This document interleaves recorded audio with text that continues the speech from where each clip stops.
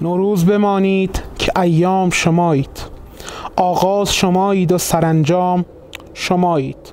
آن صبح نخستین بهاری که ز شادی می آورد از چلچله پیغام شمایید. سلام سلام سلام، سال نوتون مبارک. من علیرضا کیا شمشکی هستم و اینجا شمشک. این جشن باستانی رو خدمت همتون تبریک میگم. امیدوارم سالی پر از سلامتی، شادی، پربرکت برای همتون باشه.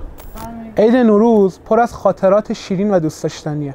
من که خودم با شنیدن صدای لحظه تحویل سال و بوی خوش سبزی پلوی مادر بزرگم خیلی خیلی عشق میکنم. شما چی؟ شما به چی هم فکر میکنید؟ وقتی بچه بودیم همیشه منتظر این بودیم که از بزرگترها عیدی بگیریم و خداییش هم مقدار عیدی خیلی مهم بود و دنبال بازی با بچه ها تو حیاط خونه مادر بزرگ، فوتبال و بازی گروهی که تو بین فامیلا خیلی حال میداد. عید نوروز فقط یه جشن نیست، بلکه مجموعه از این آداب و رسوم بین ما ایرانی‌ها. از چیدن سفره 7 سین تا دید و بازدید نوروزی بین خانواده هامون. هر کدوم از این رسوم نمادی از نو شدن و امید به آینده. میدونید چرا 7 سین میچینیم؟ هر کدوم از این سینای سفره 7 سین نمادی از یک آرزو یا امید برای سال نو.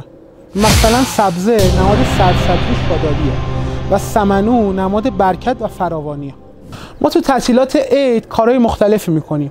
عید دیدنی میریم، سفر میریم و بعضی وقتا به کارهای عقب مونده‌مون میرسیم. به نظر من فرصت خوبیه ایران تینیج رو در یوتیوب سابسکرایب کنید.